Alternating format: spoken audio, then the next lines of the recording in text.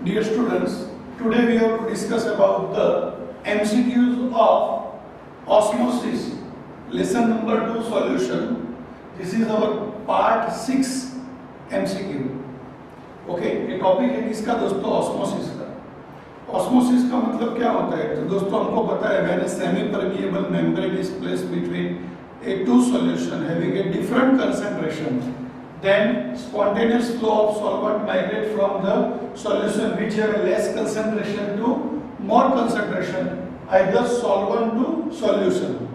This is known as a what? Osmosis.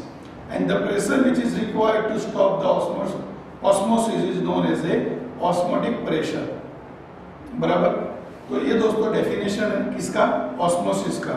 फिर से when a semi permeable membrane placed between a two solution have a different concentration, then spontaneous flow of solvent migrate from solution have a less concentration to more concentration are known as a osmosis. Okay friends, osmosis के लिए दोस्तों formula है pi is equals to ICRT. I is known your Van 't Hoff factor, C concentration of the solution, R gas constant and T means temperature. Pi means osmotic pressure. अब concentration moles per liter में होता है, दूसरा formula देखो pi is equals to I nRT by V. Mole is equals to mass upon molecular mass, तो WRT by MV हो जाएगा तीसरा फॉर्मूला, और mass upon volume is equals to density, तो चौथा फॉर्मूला होगा pi is equals to I dRT by M. Here I is equals to what? Van 't Hoff factor, either for electrolytes, number of ions produced by the electrolytes.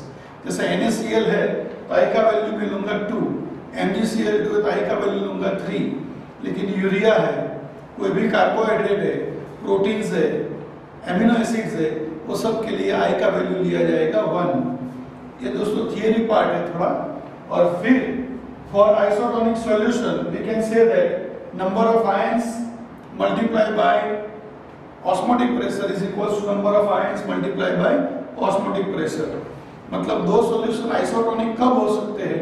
तो दोनों के number of ions multiply by osmotic pressure is equals to number of ions multiply by क्या होगा? Osmotic pressure. तभी वो कैसा होगा दोस्तों? आइसोटोनिक होगा, इधर आइसोऑस्मोटिक होगा। बराबर? तो दोस्तों इसके रेफरेंस में सबसे पहला एमसीक्यू है, आप लोगों को हमारी वेबसाइट में जाके सबसे पहले ये पीडीएफ का प्रिंट आउट निकालने का है दोस्तों, ये आपको फ्री एक्सेस दिया गया है। तो पहले प्रिंट आउट निकाल लो और फिर हम एमसीक्यू के बारे में बात करेंगे। तो पहला एमसीक्यू है, an unripe mango placed in a concentrated salt solution to prepare pickles, मतलब जो अठाना बनाते हैं उसके लिए, सर्वाइव्स बिकॉज। दोस्तों ये जो वर्ड है सर्वाइव्स का मतलब आपको पता होगा कि श्रिंक हो जाना। बराबर? उसका रीजन क्या है? Option A, it's gain water due to osmosis, it loss water due to reverse osmosis, it gains water due to reverse osmosis, it loss water due to osmosis. तो दोस्तों जब श्रिंक होता है तो अंदर का पानी बाहर चला जाता है, इसलिए इसका आंसर आएगा D option, it loss water due to osmosis. क्योंकि जो सॉल्यूशन है वो सॉल्ट NaCl का सॉल्यूशन है। अगर वही मैंगो को अगर नॉर्मल पानी में रखा गया होता तो वाटर अंदर आ जाता, तो उसका आंसर हो जाता it gains water due to osmosis. लेकिन यहाँ NaCl का सॉल्यूशन है, इसलिए वाटर मैंगो में से बाहर जाएगा, इसलिए वो क्या हो जाता है? सर्वाइव्स हो जाता है। ओके फ्रेंड्स, समझ में आई बात? तो अगर आपने सुना होगा एंडोऑस्मोसिस एंड एक्सोऑस्मोसिस, उसके जैसा ही है। एक ग्रेप्स है, उसको अगर नॉर्मल वाटर में रखा जाएगा तो क्या होगा? तो वाटर अंदर आ जाएगा, उसको बोलेंगे एंडोऑस्मोसिस, मतलब ग्रेप्स भी बड़ी हो जाएगी, राइट? उसका वॉल्यूम बढ़ेगा। और अगर NaCl के पानी में रखा जाएगा तो ग्रेप का पानी बाहर चला जाएगा, इसलिए वो श्रिंक हो जाएगी, उसको बोलेंगे एक्सोऑस्मोसिस। तो सेम कॉन्सेप्ट यहाँ पे ग्रेप की जगह पे मैंगो वर्ड यूज किया है। ओके फ्रेंड्स, अब ये आपका पहला एमसीक्यू हुआ। अब दूसरा एमसीक्यू के बारे में बात करते हैं। दूसरे एमसीक्यू में एक डायग्राम ड्रॉ किया है। डायग्राम कुछ इस तरह से है।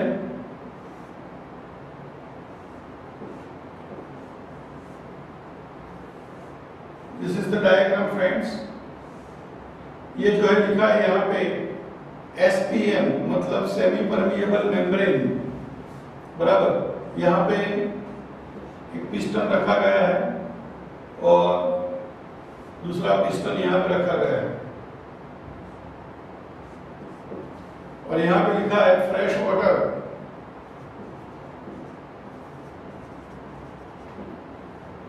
और यहाँ पे लिखा है NaCl सॉल्यूशन।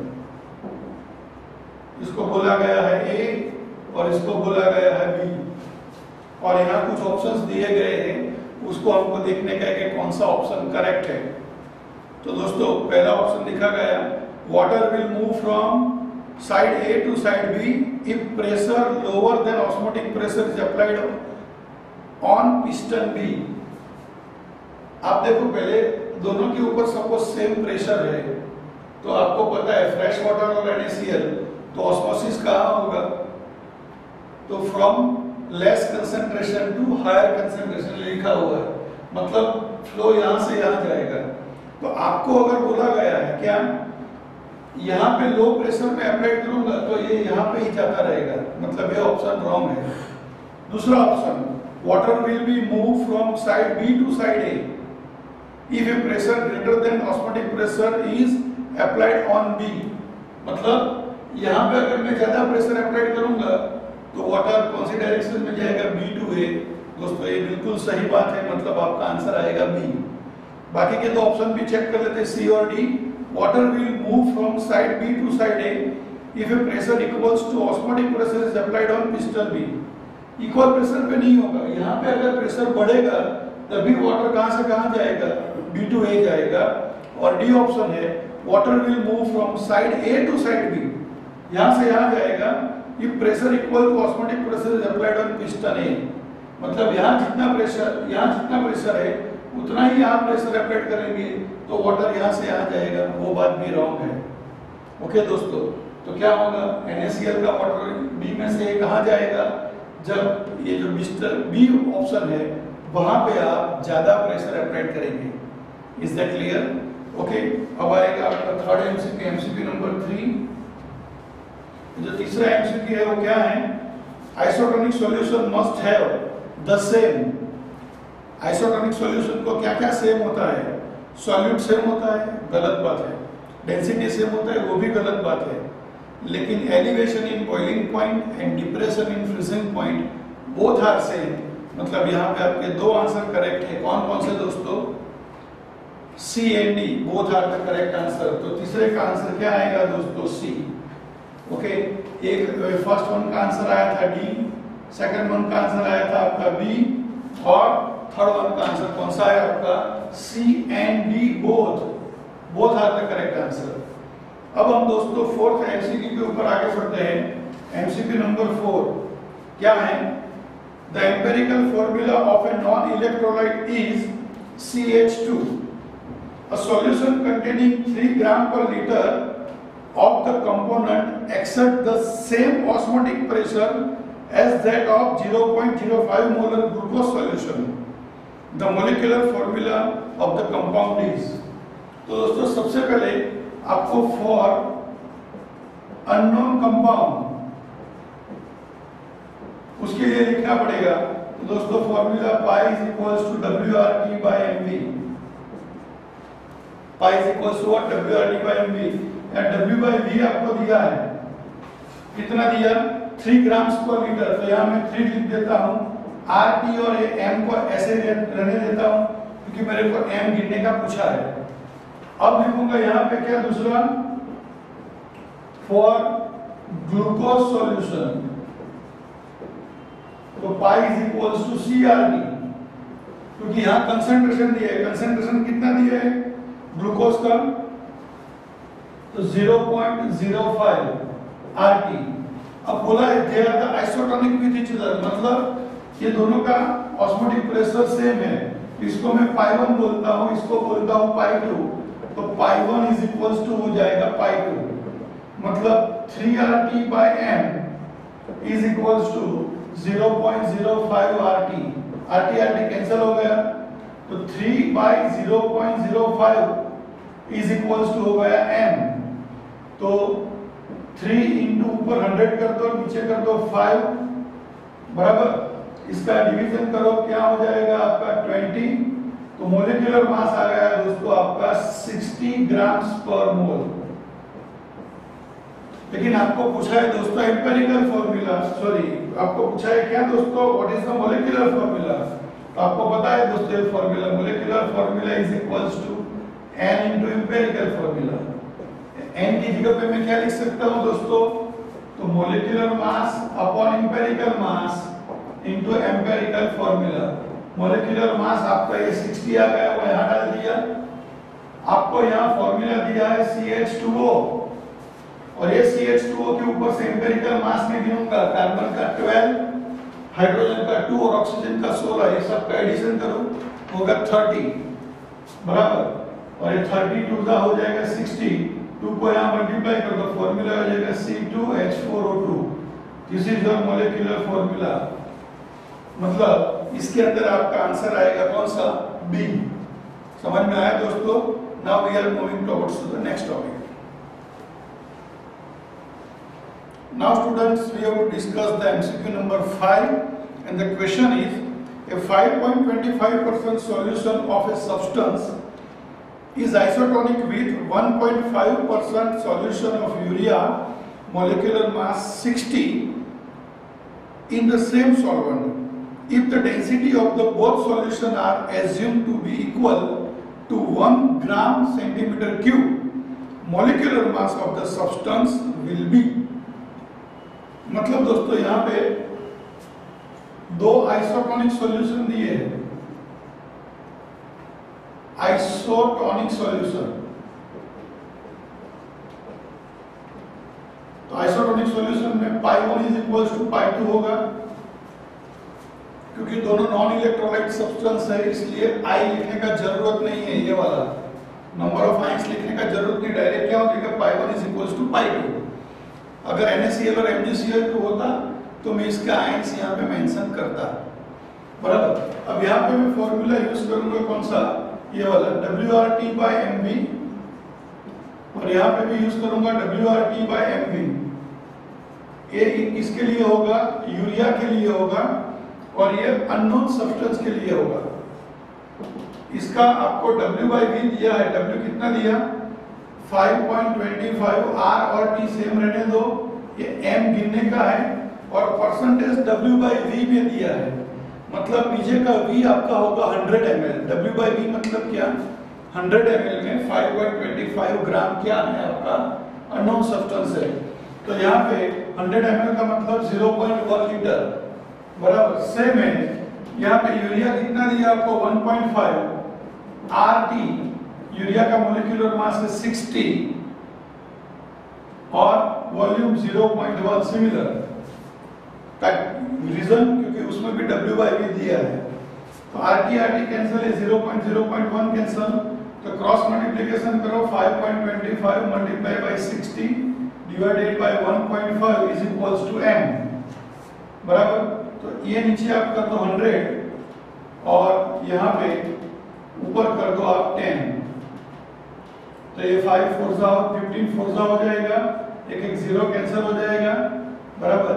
तो यहाँ बाकी रहा क्या 525 मल्टीप्लाई बाय 4, तो 4 2 5 4 क्या हो जाएगा दोस्तों 20 carry 2, 4 2 8 plus 2 10 carry 1, 5 4 20 plus 1 21 divided by 10 is equals to m, एक 0 कैंसिल हो गया, m is equals to 210 grams per mole. m क्या आया दोस्तों 210 ग्राम्स पर मोल, तो यहाँ पे होगा आपका ऑप्शन ए। समझ में आया दोस्तों, आइसोटोनिक सॉल्यूशन है, π1 इज इक्वल्स टू π2। अब हम बात करेंगे MCQ नंबर 6 के बारे में। यहाँ पे the average osmotic pressure of human blood is 7.8 bar at 37 degrees Celsius. What is the concentration of NaCl solution that could be used in the blood stream? तो दोस्तों यहाँ pi is equals to ICRD, ये formula use करूंगा, और मुझको C गिनने का पूछा है। यहाँ ऑस्मोटिक प्रेशर आपको दिया है कितना तो गिवन टू 7.8 बार। NaCl है तो I का वैल्यू क्या होगा दोस्तों 2 होगा, क्योंकि NaCl दो आयंस बनाता है Na प्लस NCl माइनस। आपको C गिनने का है, R का वैल्यू 8.314 into 10⁻⁻², और टेम्परेचर कर दूंगा केल्विन में 310, क्योंकि 37 डिग्री सेल्सियस दिया है। तो C इज इक्वल्स टू क्या होगा 7.8 डिवाइडेड बाय 2 into 8.314, 10⁻⁻² पर जाएगा तो 10⁻² मतलब 100 into 310। तो दोस्तों इसका सिंप्लीफिकेशन कैलसी में हम करते हैं फटाफट, तो आंसर मिल जाएगा क्या 7.8 multiply by 100 divided by 2 again divided by 8.314 again divided by 310. Your answer is 0.15 molar. मतलब ऑप्शन ए आएगा, क्या आएगा ए। अगर आप गलती से यहाँ 2 नहीं लेंगे तो आंसर 0.30 हो जाएगा। ये भी ऑप्शन में अवेलेबल है। तो आपको आई का वैल्यू कहाँ यूज करने का वो बहुत इंपॉर्टेंट है इसके अंदर। बराबर, अगर MgCl2 होता तो मैं 3 लेता, यूरिया होता तो मैं 1 लेता। Is that clear friends? तो ये दोनों के बाद हम बाकी के क्वेश्चन की बात करते हैं।